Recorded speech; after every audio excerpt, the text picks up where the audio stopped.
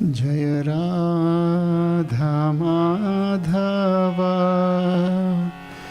Kunj Bihari Jai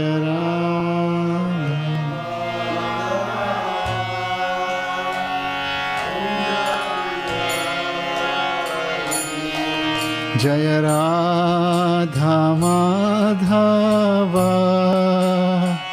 Kunj Bihari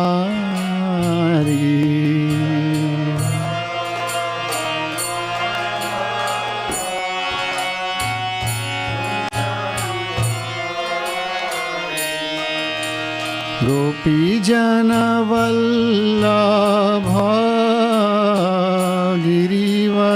Girivardhari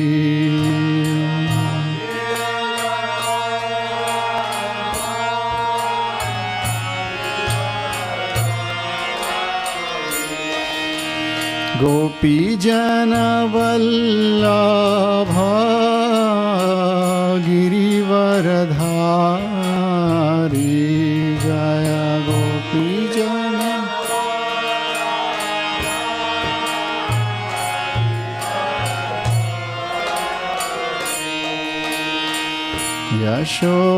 यशोदनंदन Braj Jan Ranjan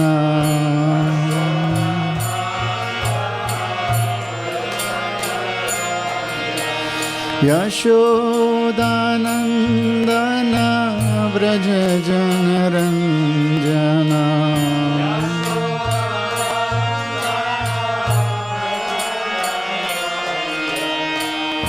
Yamuna Tirah वनचारी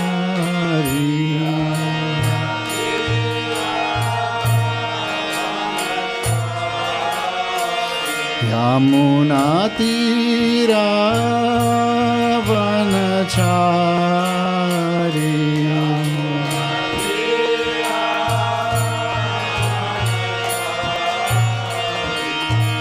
Jai Radha Madhav Kunj Bihari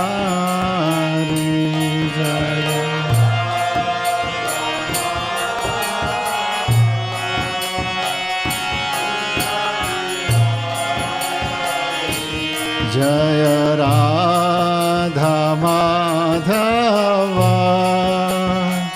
Kunj Bihari Jai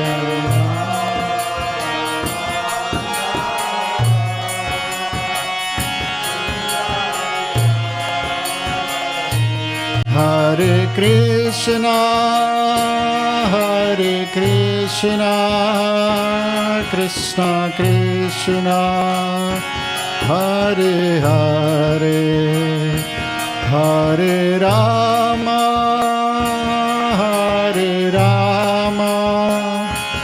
Ram Ram Hare Hare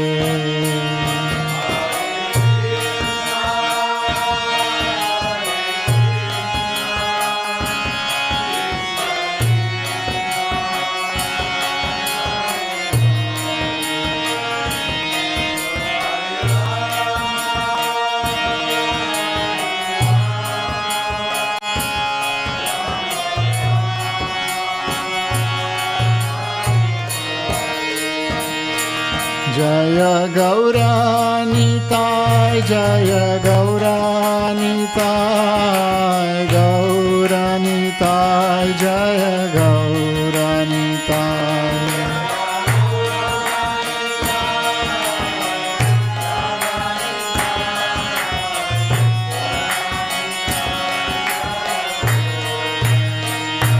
Jaya Jaya Prabhupada Prabhupada Prabhupada Jaya Jaya Prabhupada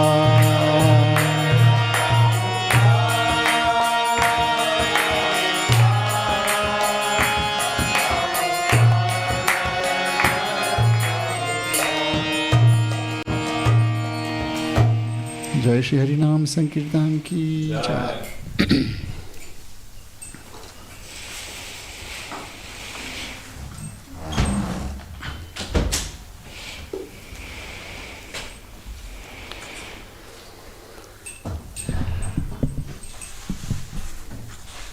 Om Namo Bhagavate Vasudevaya.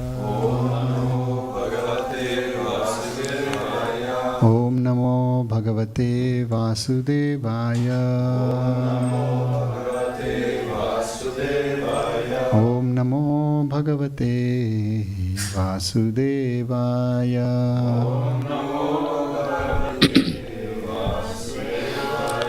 Narayanam Namaskritya Naram Chaiva Narottamam Devim Saraswatim Vyasam Tato Jayamudiraye Nashtaprayeshu Abhadreshu Nityam Bhagavata Sevaya Bhagavate Ruttama Shloke Bhaktir Bhavati Naishtiki Krishnaya Vasudevaya Devaki Nandanaya Cha Nanda Gopakumaraya Govindaya Namo Namaha.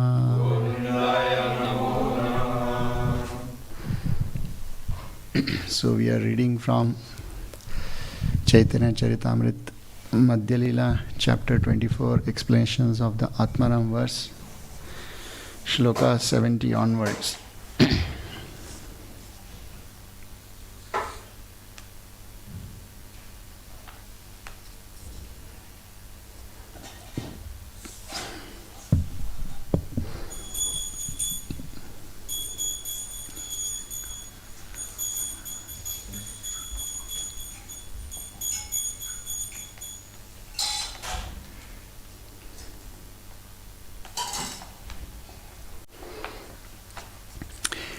Eita, this Ekadasha 11 Padera of the words Artha Nirnay, demonstration of import. Ebe, now. Shloka Artha, the total meaning of the verse. Kari, let me do. Yatha, as much as. Ye, which. Lagaya, applicable. Eita ekadasha padera artha nirnaya ebe shlokartha kori yatha ye lagaya.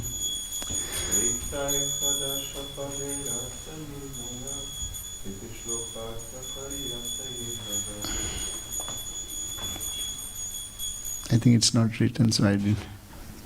If someone wants to. Okay. So translation, there are no purports to many verses. Can you repeat which verse is it? 70. I have now described the different meanings of the 11 separate words. Now let me give the complete meaning of the shloka as it is applied in different places. So I'll read a few translations and then we'll discuss something. Translation to text 71. The word Brahma indicates the Samam Bonam, the absolute truth, which is greater than all other truths. It is the original identity, and there can be nothing equal to that absolute truth. 72. I offer my respectful obeisances to the absolute truth, the Samam Bonam. He is the all-pervasive, all-increasing subject matter for the great yogis. He is changeless and he is the soul of all. Text 73. The proper meaning of the word Brahma is the Supreme Personality of Godhead, one who is one without a second and without whom nothing else exists. Text 74. The learned transcendentalists who know the absolute truth say that it is non-dual knowledge and is called impersonal Brahman, localized Paramatma and the personality of Godhead. So this shloka also comes in the first canto of Srimad Bhagavatam 2.11. Text 75. That absolute truth without a second is Lord Krishna, the Supreme Personality of Godhead. He is the Supreme Truth in the past, present and future. That is the evidence of all revealed scriptures. Text 76. Prior to the cosmic manifestation, cosmic creation, only I exist and no phenomena exists, either gross, subtle or primordial. After creation, only I exist in everything, and after annihilation, only I remain eternally. So this is from Srimad Bhagavatam 2.9.33, spoken by Lord Krishna. The explanation, see Adi Lila 1.53. The word Atma indicates the word Atma or self indicates the highest truth, Krishna. He is the all-pervasive witness of all and he is the supreme form. 78. Hari, the personality of Godhead, is all-pervasive original source of everything. He is therefore the super soul of everything. This quotation is from Bhavartha Deepika, Sridhar Swami's commentary on Srimad Bhagavatam. Text number 79. There are three ways to attain the lotus feet of the absolute truth, Krishna. There is the process of philosophical speculation, the practice of mystic yoga, and the execution of devotional service. Each of these has its different characteristics. Text number 80. The absolute truth is the same, but according to the process by which one understands him, he appears in three forms as Brahman, Paramatma and Bhagavan, the Supreme Personality of Godhead. Text number 81, this is where I'll stop. Learned transcendentalists who know the absolute truth say that it is non-dual knowledge and is called impersonal Brahman, localized Paramatma and the personality of Godhead. So this verse again comes. It was just there, 5-6 verses. In 74 and 81 it's the same verse, coming from the first canto of Srimad Bhagavatam. Om Ajnanatimmirandasya Jnananjana Shalakaya Chakshurunmilitam Yena Tasmai Shri Gurave Namaha. Shri Chaitanya Manobhishtam Sthapitam Yena Bhutale Swayam Rupa Kadamahyam Dadati Swapadantikam. Vandeham Shri Guruho Shri Yutapadakamalam Shri Gurun Vaishnavamscha Shri Rupam Sagrajatam Sahagana Raghunathanvitam Tam Sajivam Sadvaitam Savadhutam Parijana Sahitam Krishna Chaitanya Devam Shri Radha Krishna Padan Sahagana Lalita Shri Vishakhanvitamsya. He Krishna Karuna Sindhu Deenabandhu Jagatpate Gopesha Gopika Kanta Radha Kanta Namostute Tapta Kanchana Gaurangi Radhe Vrindavaneshwari Rishabhanu Sute Devi Pranamami Hari Priye Vancha kalpatarubhyascha kripa sindhubhya eva cha patitanam pavanebhyo vaishnavebhyo namo namaha. Jai Shri Krishna Chaitanya Prabhu Nityananda Shri Advaita Gadadhar Shrivasadi Gaura Bhakta Vrinda. Hare Krishna Krishna Krishna Hare Hare, Hare Rama Rama Rama Hare Hare. Hare Krishna. So I'm thankful and grateful to all of you coming here for the class and also giving me this opportunity to do some service this morning in this beautiful temple. So this chapter, which speaks about the different meanings of the Atmaram verse, not all the 61 meanings are very elaborately discussed. But however, it gives some insights into the scholarship of Lord Chaitanya Mahaprabhu. Chaitanya Charitamrita as a literature is such a beautiful literature because irrespective of many other stories in the Srimad Bhagavatam and other books, it inspires simplicity, it inspires humility, it inspires a lot of vairagya as a book. So when you read Srimad Bhagavatam, you may also have a desire that I should also become a king and devote myself, all my wealth and power in the service of the Lord. You may desire to become a queen, you may desire so many things. It's possible because you can connect with Krishna in so many ways. But Srimad Chaitanya Charitamrita, anyone who reads Chaitanya Charitamrita, he will have this desire to give up everything, to become a vairagi, to be as simple as possible. That's how this beautiful scripture is. So, instead of having a very scholarship discussion on the 61 verses, I thought let us discuss something on what led to this discussion, the meeting of Mahaprabhu with Sanatana Goswami. So this verse, text number 70, has a very important word here. Eita ekadasha padera artha nirnaya ebe shlokartha kori yatha ye lagaya. So this word nirnay means to ascertain. In Sanskrit, nirnay means where one has completely understood and there is absolutely no ambiguity left whatsoever. That is called as nirnay. There is no other opinion possible. So you have, it is the condensed form of the condensed of the condensed of the condensed of the condensed thing.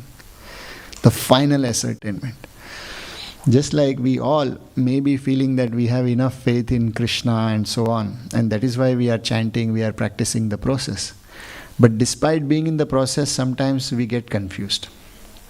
Despite being absolutely clear that this is the path, if there are challenges enough which come in your life, one is bound to get confused exactly how to apply the process or whether the process works and so many other things.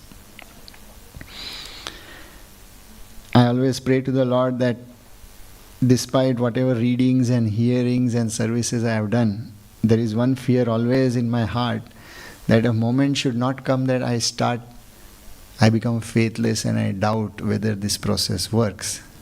This is because in the little journey which has been performed, I have seen many devotees also who, despite being so many years in the movement and on the organization, despite some of them being good preachers also, attracted many devotees and so many other things. Sometimes Maya acts in such a way that that same person doubts every single thing which he has been doing his entire life. And it's so amusing how the mind can convince us to dedicate oneself to a particular process, and then the mind can convince us that this is not meaningful anymore. So, this happens because the concept or the principle of nirnay is not established. So maybe it's a collective faith, maybe it is because of some conditional experiences that we feel, no, it's better currently, and so on. But nirnay means when there is no logical explanation possible beyond what has been ascertained, when there is no debate, no argument, absolutely nothing, where the understanding is firm in the meaning and experience itself. So, when Mahaprabhu says that I have described different meanings for each word, but when you bring the whole thing together, because each word has so many different meanings, you can have so many different sentence meanings to that. So therefore this word padera artha, pada and vakya, these are two things in Sanskrit literature. Pada means word and vakya means sentence. So a sentence has meaning only when words are put together. However, if words are put together in a certain order, in a certain way, the whole sentence can mean differently. So, our Vedic acharyas, many of our acharyas have written books on how to exactly extract a meaning from a pada or a word, and how to extract a meaning from a sentence. So generally we try to make sense of things, but in Sanskrit, the way the literature is designed, it requires some sense of skill set to exactly ascertain what is being said. So therefore, a word opposite to nirnay is called as samshay, means doubt. If you are not firmly established in the truth, till that point what remains is samshay. And as long as one has samshay or doubt, there is always a chance of destruction of one's faith or one's existence in so many other. And therefore Krishna tells to Arjuna in the beginning of the Gita itself, samshay atma vinashyati. As long as the self is not situated clearly without any doubts, there will always be a lot of disruption, vinashyati. So therefore the whole process of spiritual life is nothing but ascertaining the truth, coming to the point of nirnay. That manner. So it's interesting when these verses were being spoken. Imagine Sanatan Goswami is meeting Lord Chaitanya after a very long time and after great ordeal.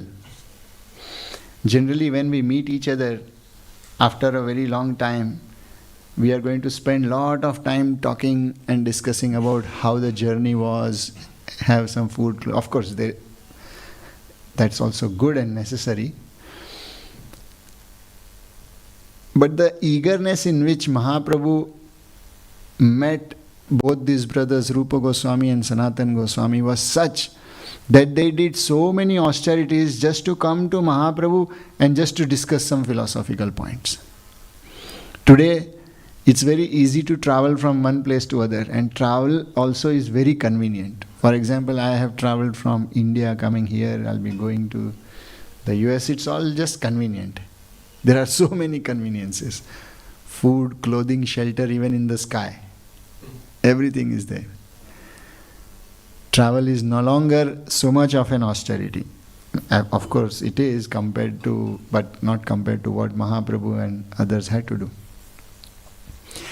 So imagine you travel for months and months together with severe inconvenience just to discuss these things. That's so interesting.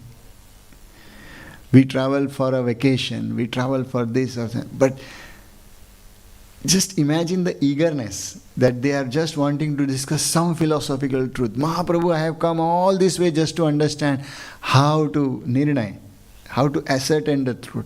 What is actually bhakti? What is actually Krishna? So that simple sentiment, that attitude, it's very, it gives so much solace to the heart, it gives so much peace to the heart that one can have a journey of life just seeking the truth and still feeling satisfied. Seeking the truth mostly is a philosophical journey. It's a growth of emotions and intellect. Nothing mundane. Every single journey which we all do is somehow to seek some comfort in our life. Every single journey which Mahaprabhu's devotees, the close ones which are performing, they are not traveling to seek any comfort whatsoever for and except the comfort of the soul. The background of these two brothers is also very interesting. When Sanatana Goswami, how he decided to meet Lord Chaitanya Mahaprabhu. So earlier name of Sanatana Goswami, when they were born, Sanatana Goswami was known as Amara and Rupa Goswami was known as Santosh. And it is explained that they were very smart kids right from childhood. And India at that time was under the Muslim rule of Nawab Hussain Shah, Mughal rule. So Nawab Hussain Shah had a minister and who was in charge of many of the affairs of the kingdom. And at one point of time, he had constructed a beautiful tomb. The tomb was so nice. The masons who constructed the tomb, they told the king that this is a very beautiful tomb which we have made, but we know that we can make even something more better than this. When Nawab Hussain Shah heard this, he had the masons killed. So if you read the Mughal history, many of the Mughals king did that. They would employ the best of the artisans to craft something, and when they made that, they wanted that no other king should make something better than this. And they would chop off their hands, limbs, kill them.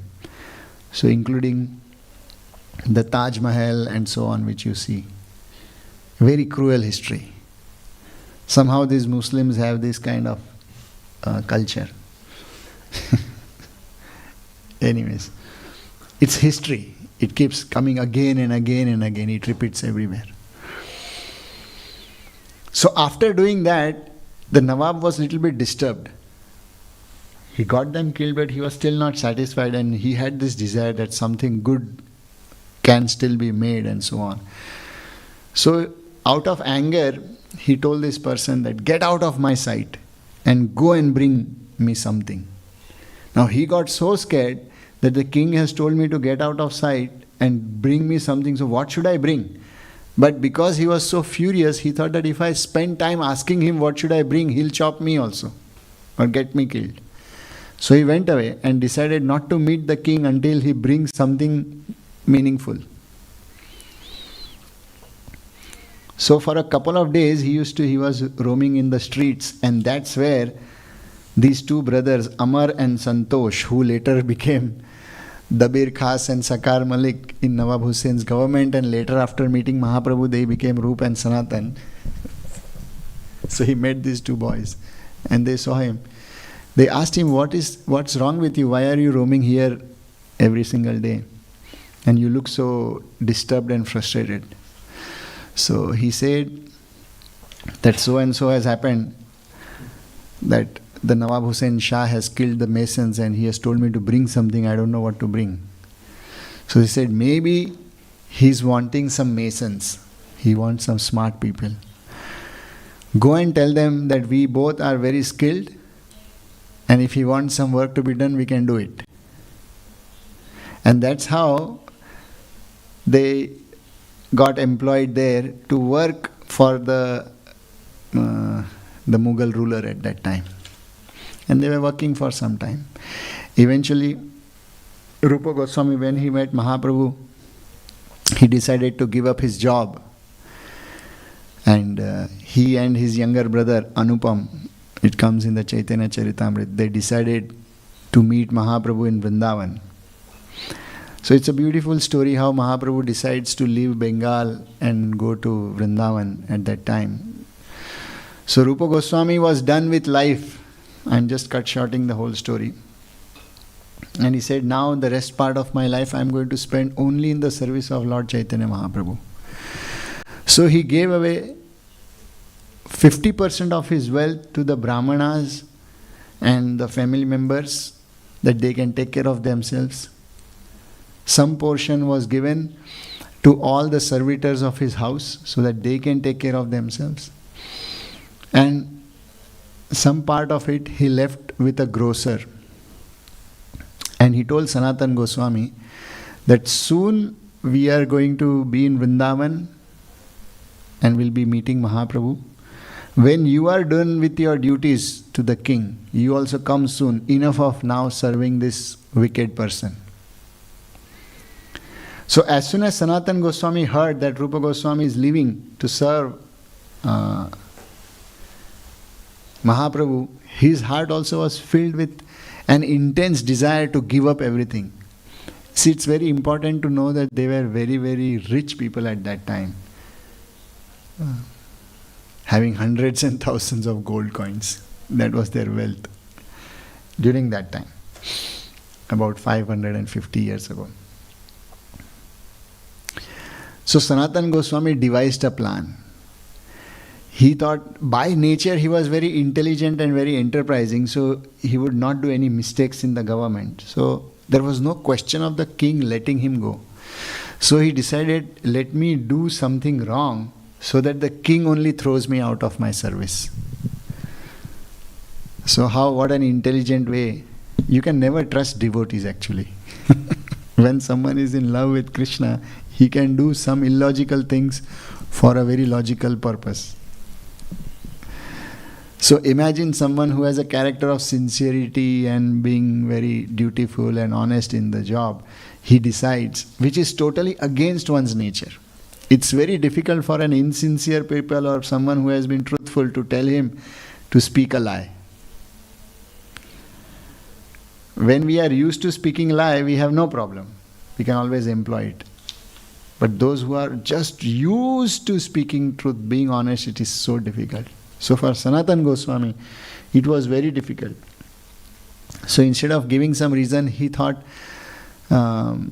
instead of directly submitting that he wants to resign, and because he knew that the king won't allow him to resign, so he crafted a sense of irresponsible personality. So he passed on the message that I am very sick, I cannot come for duty, I am very sick. So the Nawab Hussain Shah, after a while, he started doubting that this person has never taken sick leave. He has never neglected his duty. How come he is repeatedly falling sick and for such a long time? So he sent some of his guards to find out. And they found out that Sanatan Goswami was absolutely fine. Every single day he was sitting with 6-7 devotees. Sometimes there would be 15-20 devotees. Not much. But every day they would sit and be discussing Srimad Bhagavatam in the morning, in the evening. And he was furious that there is absolutely nothing wrong. These guys, they just take up some book and reading. They discuss, they eat prasad and then joyfully they depart. So he reported this to Nawab Hussain Shah. Nawab Hussain Shah personally came and saw this. He got so furious and he said, Sanatan, why are you doing this? So Sanatan Goswami says, I find myself so incapable to continue the job. You please find someone else. So first Nawab Hussain Shah thought to invoke a very brotherly feeling. And he said that you are like my elder brother. I am now on a mission to kill the enemies. So at that time Nawab Hussain Shah wanted to attack Bengal. And said, I am going to kill enemies and conquer, and you are now talking of taking away the responsibilities. How can a brother do like this to another brother? So Sanatana Goswami says, it is no longer possible for me to serve in such a manner. And therefore he says, please relieve me out of this duty and employ someone else. As soon as Nawab Hussain heard this, he imprisoned Sanatana Goswami. Imagine the price you pay to read Srimad Bhagavatam, just to meet with devotees. Most of us will not come to a point that we'll have to pay such a price. We pray that we don't have to, we are not challenged that way. But this was the price he had to pay. So as soon as Sanatana Goswami was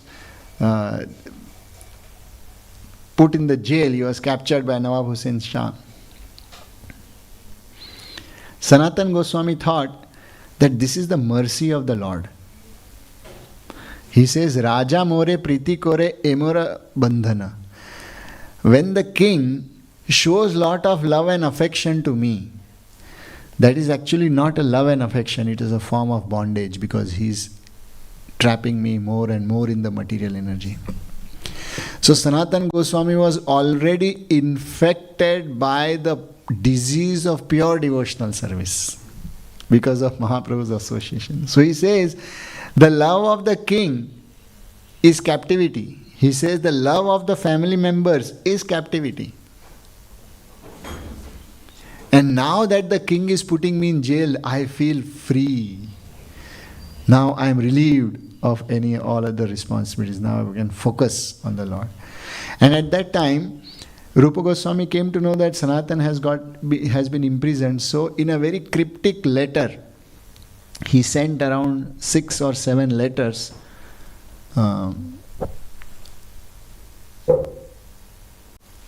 about 6 or 7 letters to Sanatana Goswami at different points, and the letters were in cryptic message, just a few words, which the king also could not decode what exactly it means, but Sanatana Goswami would understand. And that message effectively was conveyed that we are going to the place of the king of Braja, which is Krishna, it means Vrindavan. It was not directly written that we are going to Vrindavan, otherwise Nawab Hussain Shah would have changed the course of his attack from Bengal to Vrindavan, and that would have disturbed all these plans. So he said, we are there, and then he said that I have left 10,000 gold coins with a grocer. So there was a grocer nearby who was very faithful to their family. So you please use that to get out of the jail. The jailer also is my friend. You can bribe him in some manner and then come out. So Sanatana Goswami was very pleased with it. He felt that finally now there is a clear plan of execution what I have to do. See, in devotional service there are some subtle challenges which every devotee has. Once you read the book and the scriptures and so on, let's say Prabhupada has given this temple, the process, the gurus or leaders may say, okay, these are the services, now you do. But after a while when you are doing service, you feel that, oh, I need some specific instruction, specific goal. So although devotional service in itself is a very good goal, but this became a very personal goal. Money is kept here, we are in Vrindavan, come over there. That became a very big mission.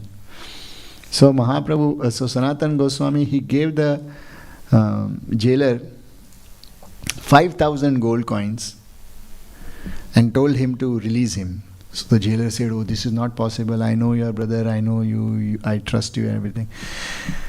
Sanatana Goswami said, my heart cannot survive without Allah. I need to go to Mecca. Mecca and Medina are the places of this Islamic people. So somehow he used the jailer's sentiment towards Mecca by saying that I am a devotee of Allah and I want to serve Allah, and therefore please you need to release me. Hearing that, his heart got even more softer. Of course, he was a corrupt fellow, so he would have obliged in some manner, but then he felt that now it is also my religious duty to release Sanatan Goswami. And then Sanatan Goswami rewarded him with more 2000 gold coins to do it faster. Jai Jagannath Baldev Subhadra Gaurnitai Bhagwan ki Jai. So as soon as the person received, he knew that if Sanatan Goswami is not seen in the jail, Nawab Hussain is going to throw me out of my service. But then I have enough gold coins, which I would have never got my entire life. So he was very delighted. And he took them and he released Sanatan Goswami. Sanatan Goswami understood that it is not possible for me to walk through the main streets. So I must take a forest path or village path and then reach Vrindavan somehow. So meanwhile they distributed whatever gold coins were there all the way. And Sanatan Goswami with his servant Ishan, they walked all the way to Vrindavan. So Ishan at that time, he thought that we may in emergency need some money. So he kept 8 gold coins with him. And interestingly, when they reached a place called Patna, there was a very wealthy merchant there, but he also had employed an astrologer, wealthy and greedy. So he had employed an astrologer for expert calculations to find out when to invest, which place to invest, and so on. So this expert astrologer somehow found out that today you are going to meet some sadhus, but these are not simply sadhus, they are also carrying 8 gold coins.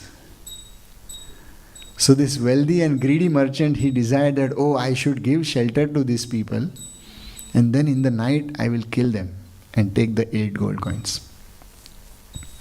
So as soon as, while they reached Patna, a place in Bihar,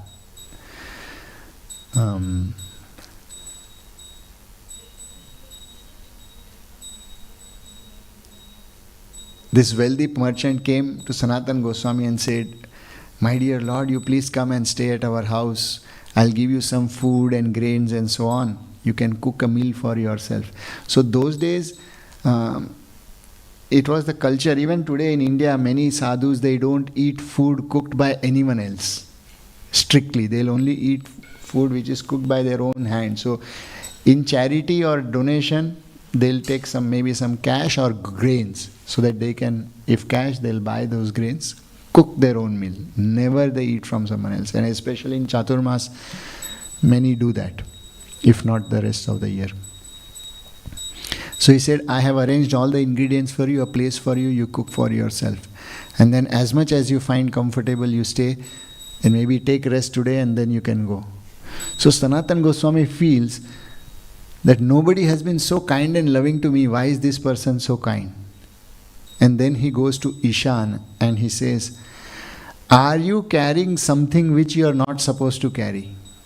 Because we are like beggars. Why is this person showing so much love?" So Ishan says, "No, I don't have anything else." And he looks at Ishan and says, "Are you sure? Please tell me seriously. Don't spoil my devotional service by doing something which you are not supposed to do." So his servant Ishan feels so guilty, and he reveals that, "Actually, Mahaprabhu, I was carrying these 8 gold coins." And so on. So Mahaprabhu says, "This is why this person is showing so much love and affection. Let us go to this person and submit." Actually not 8 gold coins. Ishan said, "Mahaprabhu, I am carrying 7 gold coins." And so on. And so they went to this person, and in a token of gratitude for all the service this landlord has done, they gave those 7 gold coins. This merchant felt so guilty that I was wanting to kill these 2 sadhus for gold coins, and just for some grains and one night of rest, these people have submitted the 7 gold coins. So the merchant actually revealed, his heart got transformed, and he revealed this thing, that actually my astrologer had told that you have this, you are carrying gold coins, 8 gold coins. So Mahaprabhu was also impressed. What an astrologer who knows that he is having 8 gold coins. Interestingly, what happened that time, Mahaprabhu got to know that, oh, there were 8 gold coins, but we gave 7. So he looked at Ishan and said, where is the 1 gold coin? So Ishana then gave him 1 gold coin. So this wealthy merchant then gave him some dakshina and some facilities so that he can move forward. So from there, when Mahaprabhu went to Hatipur, this is where he met his brother-in-law Shrikant, who was also a devotee of the Lord and who was very, very rich. When he saw that Sanatan Goswami has escaped from jail and he's in such a precarious condition, he gave him a very expensive woolen shawl, that because he's not going to carry any wealth or anything, at least some winter shawl. In Varanasi, in this time during winters, it becomes very cold because Ganges also flows there. So that also makes it very moist, humid and very cold. So he gave him this woolen shawl. After a very long time, Sanatan Goswami reaches Varanasi to meet Lord Chaitanya Mahaprabhu, who is at this devotee's home, Chandrasekhar Acharya. And Mahaprabhu was so famous by that time that there would be thousands of devotees meeting him every single day. So one day, after meeting with all the devotees, Mahaprabhu told Chandrasekhar that please go and see if someone is there who has come to meet me. So he goes out of the house and he sees that there is no one.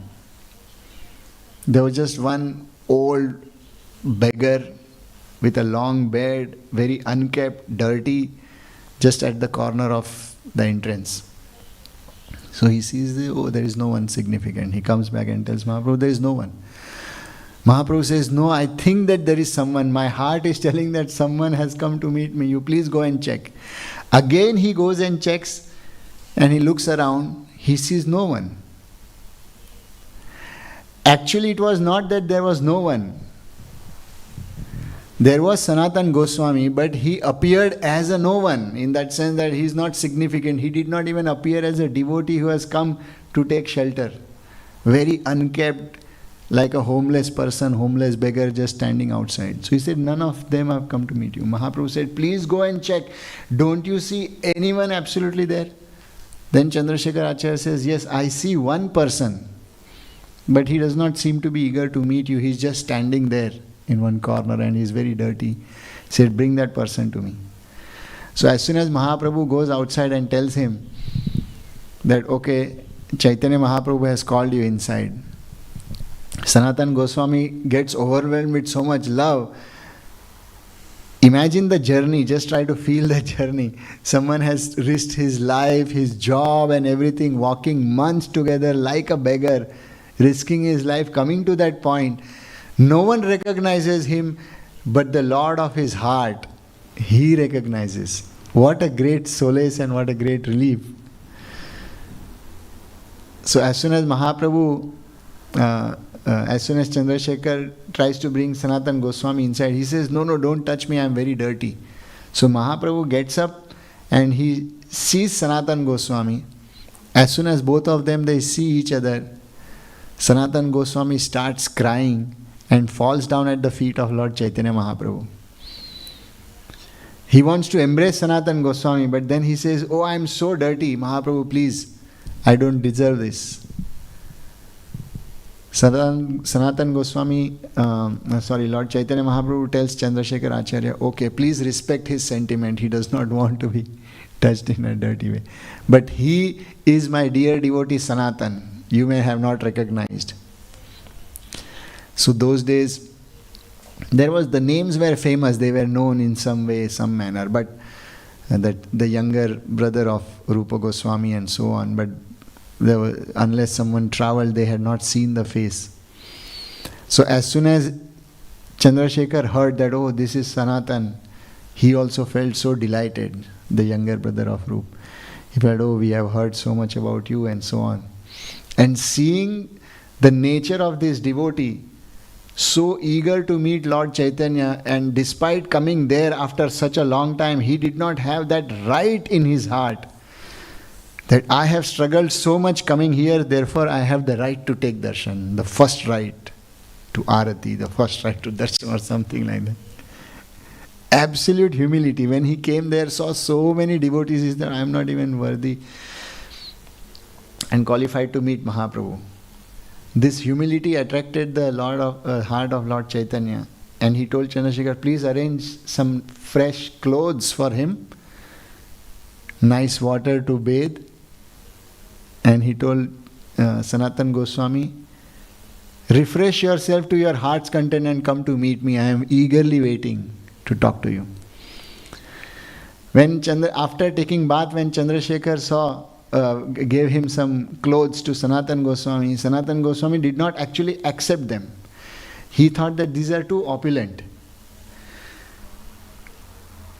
So he asked for some old dhotis which were already so used, not good for anything, which could get torn by just even squeezing them, sometimes.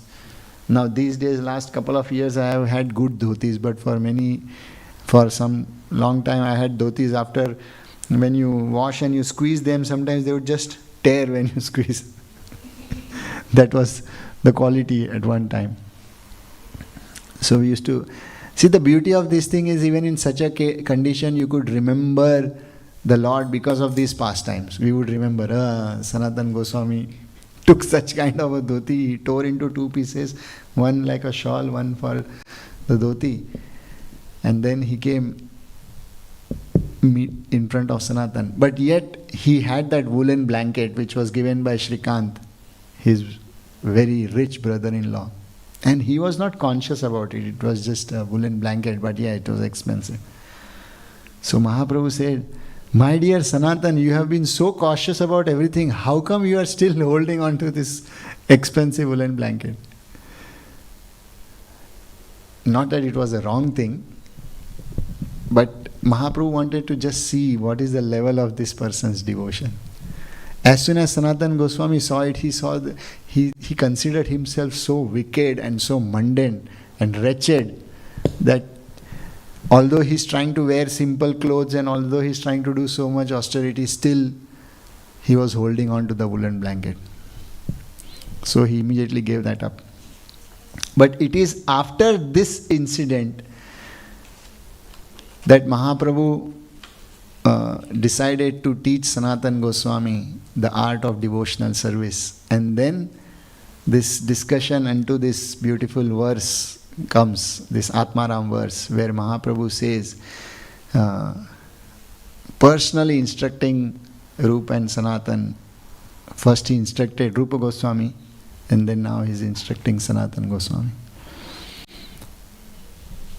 about how to understand the deepest purports of this Srimad Bhagavatam. So this verse, Atma Ramascha Munayo Niragrantha api urukrame kurvanti ahaitukim bhaktim itham bhuta guno harihi. This verse specifically means that even those who are Atmaram, those who are fully satisfied within the self. So who is fully satisfied within the self? One of them is Krishna himself or God himself, who is fully satisfied. Also those who are fully devoted to the absolute truth, or those who are fully absorbed in the pure self. The impersonal philosophers also are considered to be Atmaram, because they are not attracted to anything which has color, form, shape, size. They are not attracted to anything which has different kinds of sounds. They are not attracted to anything which is understood by the senses. That is technically called as Atmana. So for me to find meaning in life, I need to see deities, I need to hear words, I need music, I need some grammar to get sense. Atmana means he does not need any sensory input for finding meaning and purpose. That is just derived from within. It's a very, very deep state of consciousness. So, Atma Ramascha Munoyo Nirgrantha Api Urukrame. It means those who are fully satisfied within the self, they too get attracted to the holy names and the pastimes, Urukrame, of the Lord. So this verse of the Srimad Bhagavatam, which Mahaprabhu is trying to explain to Sanatan, is so beautiful that someone who has zero attraction to any color, form, shape, size, music, those same words and colors, form, when it applies to the Lord, somehow it steals the hearts even of those philosophers. So that is the level of the beauty of Krishna's pastime. Kurvanti ahaitukim bhaktim itham bhuta ganohari. The pastimes of the Lord are so beautiful and attractive. What to talk of conditioned soul? Conditioned souls are anyways attracted to different kinds of tastes and so many other things. But those who have no attraction, they also get attracted. That is the beauty of the pastimes of the Lord for ones whose heart has become purified. And then Mahaprabhu personally instructs all these verses to Sanatana Goswami. So he would have such nice discussions with Rupa Goswami, Sanatana Goswami, and then he instructed them to just live in Vrindavan and serve the holy place. That mood of Mahaprabhu, which began in Varanasi, teaching these brothers, it just started maturing more, and then when later he went to Jagannath Puri, he taught the same science to Swarup Damodar and Ramanand Rai. And Mahaprabhu would pray that for a devotee, his one single mood should be to serve the Lord without any mundane desire. So Mahaprabhu said, every conditioned living entity, he desires something. He wants something in return. Even for devotional service, we are expecting something. Maybe back to Godhead, peace of mind, and so on. So if we think we have no expectation, just measure in your heart whatever you consider as mercy. When you say the Lord was very merciful, so what was that? When did you feel it was mercy? So that has something connected to your desire. We don't feel merciful when our life becomes miserable. It is only great devotees who feel it was mercy. He was merciful. Because they have no desire, so they see only mercy. Prema dhana vina vyartha daridra jivana. Mahaprabhu is telling to Ramanand Rai that a devotee thinks this way. Without prema, without the wealth of prema, my life is absolutely daridra. Daridra means one who is a pauper, who is ripped off of all his wealth. Homeless, beggar. So without the prema dharan, without the wealth of love for Krishna, life is just absolutely like a homeless beggar. So he says, how can a devotee earn that wealth of prema dhana? So Mahaprabhu is praying, he is teaching, that dasa kori, oh my dear Lord, make me your das, make me your servant. And once you make me a servant has to be repaid in some manner, right? So dasa kori vetana more deha prema dhana. Make me your servant and give me the salary of love of Godhead. And that is the mood of the devotee. So Mahaprabhu taught these beautiful teachings to Sanatana Goswami in Varanasi. And this Atmaram verse is part of this very beautiful discussion. So anyways, I'll stop here. Thank you all very much. Sri Chaitanya Charitamrita ki. Jai. Any questions or comments? Yes, Prabhuji. Can you speak a little bit about Vedanti? Yeah. It's also very different. Yeah, so in the Bhagavatam, the first canto, Vadanti tat tattva vidas tattvam yad jnanam advayam brahmeti paramatmeti bhagwaniti shabdate. This in the beginning of the Bhagavatam does not very Of course, the first two verses of the Bhagavatam clearly establish the devotional service of the Lord, but the first canto begins with reconciling all the different philosophies culminating into the absolute truth to submit to the personality of Godhead. Because before Srimad Bhagavatam, various aspects of the truth were defined independently also. For example, Brahman has his independence, Paramatma has his independence, Bhagwan has his independence, and so on. But the purpose of Bhagavatam is to reconcile all these various philosophies and put them in a perspective how they can integrate. So this verse comes in that manner where Shukdev Goswami is being, where Parikshit Maharaj is being told that the nature of truth is that it has various facets. None of the facets can be considered incomplete against the other. So one cannot pitch one aspect against the other. And that is why this verse specifically says, Vadanti tat tattva vidas. Those who understand tattva, those who understand the deep philosophical purports, the principles, the siddhanta, they do not see difference in this.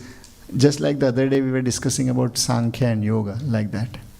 Someone appreciating water and somebody appreciating hydrogen and oxygen molecules coming together, like that. So those who are tattvavit, those who are in knowledge of the tattva, they do not see difference, but they address it differently.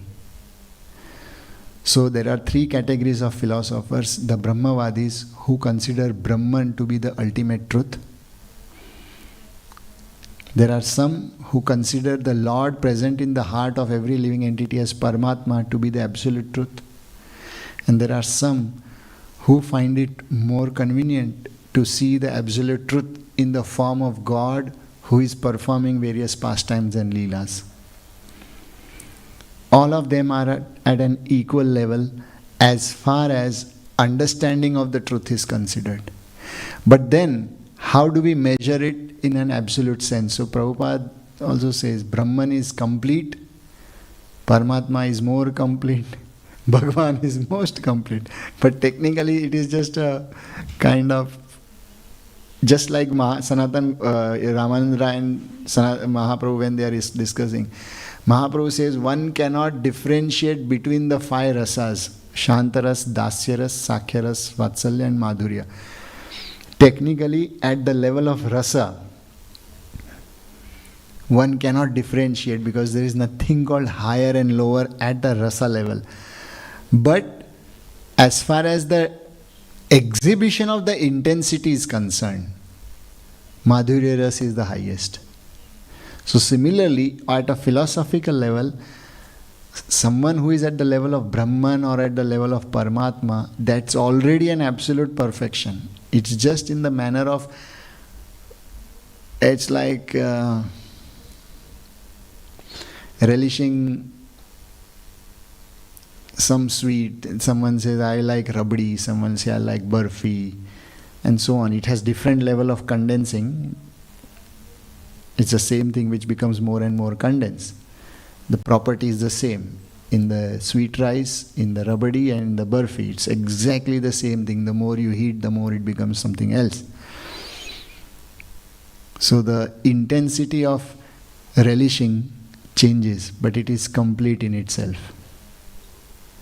So Brahmeti Bhagwan Brahma iti. Iti, this word means it's a conclusive thing. Whenever the word iti comes, so it comes in many many Vedic prayers, this kind of words come. Iti. Iti means thus it is. Thus it is. So Brahma iti. So Brahmavadis, when they come to this conclusion, what is the absolute truth? That's Brahman. Iti means nothing else beyond it. It's period. Paramatma iti. Period. Bhagwan iti. So intellectual level, there can be some disagreements, but actually it's ultimately directed to the Supreme Absolute Truth. That's the basic understanding of that verse. So then again we say Mayavadis and Personalists are the same. nothing is higher than Lord. No, Brahmavadis and Mayavadis are different. But if they say Brahma is the highest, meaning Brahman, then they kind of say, okay, there's no So- personality. No, it's not true. Now, there is something. See, Brahmavadi does not exactly mean that he does not accept Bhagavan. Right, but you just said iti, so it means, okay, Brahman, bas, nothing. Yeah, so that is at the level of. I'll try to explain this in a rasa theory. You will get a sense of it. For example, let's say, maybe I have discussed this here once. Hanuman is a devotee in Dasya Ras, and gopis are devotees in Madhurya Ras. Clearly, according to the rasa theory, even how Bharat Muni has written, how Nectar of Devotion says, Chaitanya Jana, Madhurya is highest as far as the intensity of expression is concerned. But when the gopis, when they met Hanuman, they bowed down to Hanuman, thinking that you are such a great devotee that you know how to serve the Lord properly. For us, we have become so possessive about Him that sometimes we get angry with Him. Sometimes we misbehave with Him. We need to learn devotional service from Him. Hanuman, when he sees the gopis, he falls at his feet and says, "What is so much is your love that you get so overwhelmed that you forget that He's Lord, you become so possessive." So both of them, they feel that you are a great devotee. None of them feel, why? Because they are firmly situated. Nirnay, as a living entity, we all have a particular, we may have a desire, I want to become this and that, but ultimately, if the Lord has chosen us to do service in some way, the moment we reach to that platform, we'll be absolutely satisfied. It's just natural. So Hanuman reached his status of how he has been made for the purpose, for what he has been made. So he's absolutely satisfied that way. So for him, it is iti. When after the battlefield of Kurukshetra, Krishna asked, so Arjun tells to Krishna, "Okay, my dear Lord, now what should I do?" So he had that tinge that, okay, I have accomplished a great task. So Krishna wanted to say, "Oh, what should you do?" Means, don't think that you only kept doing. Let us wait, let us call Hanuman, because he was there as the flag, right? The chariot. He will tell. So Hanuman was like the, maybe you can say, the satellite, who had actually seen things with a different perspective. So he says, "What did you see in those 18 days? So Hanuman tells Krishna and Arjun, "My dear Lord, I saw that so many times Arjun was dead because he did not do things properly, but each time you intervened, and many times when Arjun was shooting wrong arrows, you made the arrows to fall in place. When someone's arrows were hitting you or Arjun, you deflected it. It was just your Leela which I saw." So Arjun felt so guilty because he was thinking that, okay, what else can I do, as if he accomplished one thing. So Krishna then asked Hanuman, "How did you like this avatar of mine?" Right? Hanuman was there because he saw that he was there earlier as Ram. So Hanuman says, "My dear Lord, you were more attractive as Ram." Because he is Hanuman, so for him it is Rama iti. For him it is not Krishna iti. For Radha it is like Krishna iti, Gopinath iti. Means that's everything. So from a rasa perspective, therefore there is no difference that way.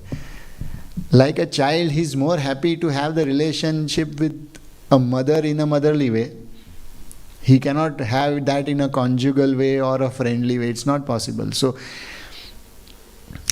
one has to see rasa. Therefore Mahaprabhu says to Ramanand Rai, one therefore cannot, the rasa cannot exactly be measured which is higher and lower, but the intensity of expression, like in conjugal, if two people see that two lovers meet, so you see a different level of charge and intensity. So as far as the exhibition of the rasa is concerned, Madhurya is highest, but for one who is relishing a particular rasa, if I like to be with someone in a conjugal way and there is some other person who is just like my friend, I am fully satisfied in that particular relation. So even in a philosophical journey, So therefore, in this word, first of all, it is about jnanis, it is not about bhakta. Vadanti tat tattvavidas, tattvavid, those who are tattvavid, those who are jnanis. So jnanis are going to ascertain the truth in some particular manner. So someone, just like we say, someone understands the same truth through algebraic formulas and he comes up with the same conclusion through geometric formulas. We see in maths also there are many formulas just to achieve to one conclusion. Like how is this term pi, 22 by 7, the mathematical term pi, how is pi derived? It's a very fascinating thing. Even today mathematicians, they have this ego. Every new mathematician wants to bring out a new formula of derivation of pi. And it's so fascinating. I have learned 5 or 6 of them from the ancient mathematicians. So it's just fascinating. So similarly, a tattvavid, one who is a jnani, he has ascertained the truth either through Brahman, he has ascertained the truth through Paramatma, and someone through Bhagavan. So one has to see that they are already at that absolute level and there is not much of a difference. In terms of wanting an intense experience, now you say, I want to experience Brahman more, so you will aspire to see, to interact with it, and that's where that same Brahmavadi experiences the truth as Bhagavan. A classic example is Shukdev Goswami himself. He is an impersonalist philosopher.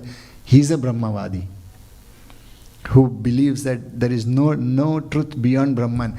But when he sees Krishna, he says, oh, that same Brahman whom I aspire for has appeared as in the form of Krishna, and therefore he will say Parabrahma. So there is nothing called Parabrahma or Brahma. It is the way you express yourself. Like you say, you are beautiful. And then you say, you are most beautiful.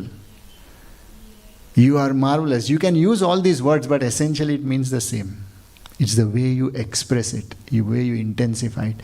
So it appears confusing in the initial understanding because we are used to gradations, which is the highest and lowest. We are used to that kind of a thing. But when you go in the absolute truth level, those gradations become very nuanced. What specifically a Mayavadi is, or what specifically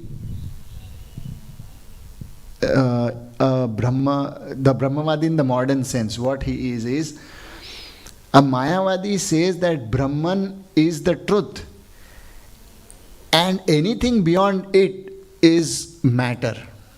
Means even when they see Krishna and his Leelas, they will not consider that this also is the Brahman who has taken the personal form. They will see it as the having the properties of this material world which are going to get destroyed, which has mistakes. Body means you will cheat, lie, do this, mischief, this, that, good, bad, ugly, all these things with the 3 modes. So this is Maya. And they are so attached to this idea that they will deny everything else. So those who are Brahmavadis, who deny everything else, they are Mayavadis, who consider the form of Lord as Maya. Not every single Brahmavadi is like that. There are so many, all these philosophers, the sages who had assembled in Naimisharanya, hearing from Sutta Goswami, they were all impersonal philosophers. They were not wanting to interact with the world. So they were aspiring from the truth that way. So their understanding is, okay, Bhagavan is there, but when Bhagavan interacts with the world, sometimes it creates a lot of confusion. Like for example, we talk about loving pastimes. So when I talk about Radha and Krishna Leela, if my heart is also not fully purified, I will see another attractive girl or a boy and then have those same emotions, and we will mix the philosophy of pure truth, Brahman, to a mundane level. And therefore Brahmavadis say that we don't want to interact with Bhagavan till I actually get established fully. I don't want to interact with stories, forms and pastimes because that can deviate my consciousness in so many ways. Because it's all about interacting, right? So that was in the development of the philosophy, that was that idea. That first purify your mind and senses with intense tapasya, don't interact with the world. So then whom do you aspire? See, when we have bhakti as a process, therefore we cook, we love, we sing and dance and we hug and embrace and all those things. But if you do not have bhakti as a process, you are staying in mountains, what are you going to do? All alone by yourself. Then Brahman is the only path. So that way. So a person at a Brahman level does not automatically become a Mayavadi. Person who is aspiring for Paramatma or he is situated in Paramatma. Prabhupada says, forget about that in the Gita, says, Brahma bhuta prasannatma na shochati na kankshati sama sarveshu bhuteshu mad bhaktim labate param. Before bhakti, what happens is a person is fully established in Brahman as a tattva, as a principle. You may not be speaking about Brahman, but you are established in the truth. Truth, in the Sanskrit, in the name of it, technically is called as Brahman. So a person, when he gets established in Brahman, then there is no shochati, no hankering, no lamentation, and at that point, bhakti process begins. The true meaning of the word bhakti. Right now we are doing sadhana bhakti. That we are aspiring to do bhakti. We are not exactly doing bhakti, we are aspiring to do bhakti. So that's the difference. Of course, for the sake of convenience, we say, okay, let's say Shikshashtakam Prabhu was first known as Bhakta Lucas. But Bhakta, this word is also very intense. It is used for Prahlad. Like, Dasa Kori Deho More Prema Dhana Vetana. Dasa, he's saying, my dear Lord, if I make me your Das, and then, so I have also a name, Jagannatha Priya Das. That means nothing unless I have the mood of a Das. So when the scriptures use this word Dasa, Bhakti, Brahman, Paramatma, Bhagavan, it is very pure in the sense of it, and over a period of time, in the mundane interactions, someone started claiming, I am a Das, I am a Bhakta, or I am a Brahmavadi, I am Paramatmavadi.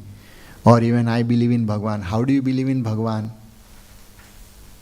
So in a modern sense of this, the definitions have got distorted. So therefore, impersonalist, sometimes Prabhupada criticizes impersonalist philosophers and he says Mayavadi. But then many places, impersonalist and Mayavadis.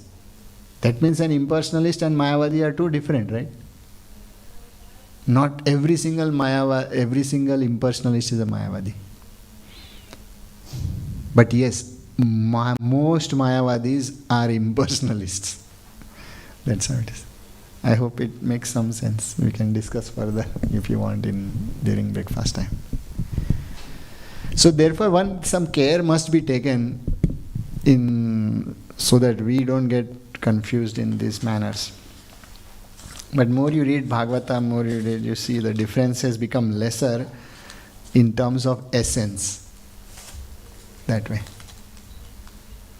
Like Shukdev Goswami, see this Atmarama Munayascha, this verse itself, Shukdev Goswami is an impersonal philosopher, but his heart is attracted to Bhagavan. So that's why Bhagavatam says Brahman and Bhagavan are not too different.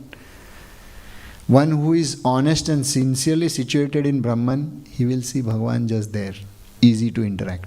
Because to interact with him, you have to be at least at the level of Brahman, right? Otherwise, at the conditioned stage, what will we interact? Someone who is already a pure bhakta, he does not see the necessity of Brahman at all. Because he is already situated in truth. So it's two sides of the same coin in the sense of the definition of things. So even I'll just conclude with this, even in the concept of yoga, Bhagavad Gita, we say karma yoga, jnana yoga, bhakti yoga, but the moment you say yoga means it brings the other two elements. I cannot do karma yoga without intelligence and without bhakti. I cannot say I am so devoted to you but I don't serve. It's not possible. So I love you so much, but I am always neglectful of my duties and doing something. No man, nothing. It means nothing. So I always give this example like a food. You cook with devotion, and then it has to be also proper recipe and also be served properly. So then that makes it a devotion. Or I love you so much, but I keep you starving. That means nothing. So bhakti means it has some karma of cooking the food. It has jnana of making proper recipe, means putting proper things in the proper way. You have to intelligently put your effort. So effort, intelligence, and then served with some emotion, that makes it bhakti. So the moment you say bhakti yoga, it already has karma and jnana as secondary. If you say jnana yoga, it has karma and bhakti as secondary. You may begin with jnana, but yoga means you are pulling the two other aspects. When you say karma, it is karma, but when you say karma yoga, what is it uniting with? It is uniting with bhakti and jnana. So the primary, you may be a karma yogi, but it becomes a yoga only when these two elements are at least mixed as a flavor. Jnana yoga means karma and bhakti are mixed. Bhakti yoga means karma and jnana are mixed. So similarly, Brahman, Paramatma, Bhagavan. Yeah, so that jnana karma anavritam is when a person is not jnana karma yoga anavritam. Krishna repeatedly says yoga. Yoga is the one word which is repeatedly discussed in Bhagavad Gita. Bhagavad Gita starts with, every chapter the name starts with yoga and ends with Atha Srimad Bhagavad Gita Su Upanishadsu Brahma Vidyayam Yoga Shastre. Shri Krishna Arjuna Samade. Every chapter ends. Thus ends the Yoga Shastra Bhagavad Gita. Thus ends the discussion of Karma Yoga in the Upanishad of Bhagavad Gita, which is a Yoga Shastra. So what is Bhagavad Gita? It is a Yoga Shastra, a scripture which talks about unifying the different aspects of things. So when we say Karma, Jnana, Anavritam, is those who are fully dependent on Karma or Jnana, not on Karma Yoga and Jnana Yoga. Jnana, Karma, Anavritam. So Jnana means those who think that simply by doing perfect rituals and yajnas and this and that, I will get rid of this. For example, someone thinks if I have enough wealth, I will solve all my problems of life. No. So relieved of that jnana. That simply by grammatical understanding, I will achieve the truth. No. Karma means simply by serving. You know, there are devotees who don't like to hear, they don't like kirtan, but you tell them some service, they will keep doing. And this is just by doing service, I will get relieved. One time one devotee told me, Prabhu, please come and please tell me how can I help you. I will sponsor your ticket, I will do this, I will sponsor some money for your project. I asked him, why are you so eager now today? He said, see, I cannot do devotional service properly, but I will do this and I will get liberated. Because you will do it more better than me, so you will get liberated, so I'll get. I said, no, liberation doesn't work like that. And prema also does not work like that. You cannot just say, I will do some karma and then I'll get liberated. Karma has to be with yoga. Then it becomes karma yoga. So when jnana karmadi anavritam means those who are only dependent on karma, those who are only dependent on jnana. And they think that they are necessary for bhakti. Of course they are necessary. But the tinge that, okay, because I am doing some karma, Krishna will give me bhakti. He will be obliged. That is a mistake. There is no obligation to anything. I was just discussing in Simachalam the other day. Not Simachalam. Dhruv Maharaj's pastimes, we were discussing here. Oh, okay, it was Simachalam. In one of the shlokas, Narad Muni says, simply by severe austerities, Dhruv Maharaj pleased the Supreme Personality of Godhead. I was so amazed. Simply by severe austerities. Severe austerities is not a simply, right? It's a severe austerity. He says, simply by severe austerities, please the Supreme Personality of Godhead. Means the Supreme Personality of Godhead cannot also be pleased by severe austerities. Means there is nothing which can oblige God to give you prema bhakti. But he was simply pleased by Dhruv Maharaj's severe austerities. So, in that way, There is no karma which I can do that Lord will get obliged that let me give him prema bhakti. There is no intellectual speculation, writing books and explaining of scriptures when Lord says, okay, now he's understood me well, now I'll give him prema. So when a person thinks that, my dear Lord, I have written so much, I have spoken so much and so much, spoken your glories, now to at least give prema bhakti. Or I have opened so many temples, served for so many years, done so many things, at least now I'll get. No, don't bring that baggage that because you did, therefore I am obliged. That is the purport of jnana karmadi anavritam, when one is relieved of it. Why do I serve the Lord? Because I serve the Lord. Nothing beyond that. Jai Srila Prabhupada ki jai.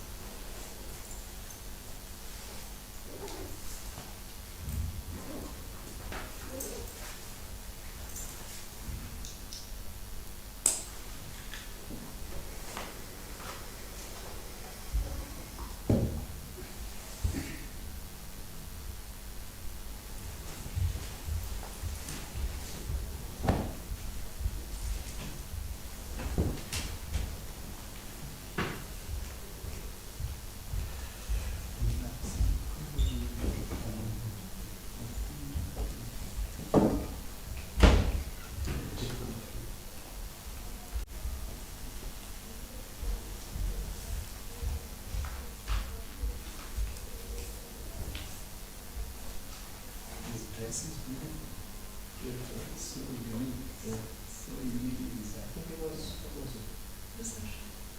What was it? Goldwyn, yeah, it was Goldwyn this year. It's so unique in its style. I've never seen such a dress. It's got the Indian colors. Yeah, it's typically in the state of Rajasthan they have this kind of the pattern. Yeah, the Indian flag. It should remind us of Radha Yatra. Yeah, I was thinking that. It's beautiful. Even the turbans, like they are also, because when you have a pattern, this makes it easier to just put them on, right?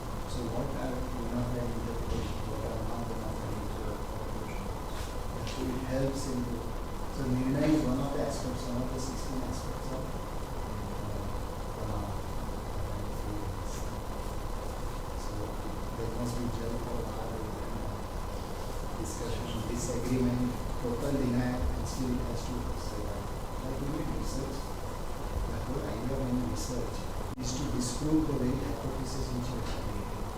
And still if it stands out, and then that becomes your research. So the idea of Vada or Vedanta is just that. First you see whether it can coexist. Then you see whether it can completely destroy. And then you see whether it has its own standard. So all aspects of it. By itself, in support with someone, and without any.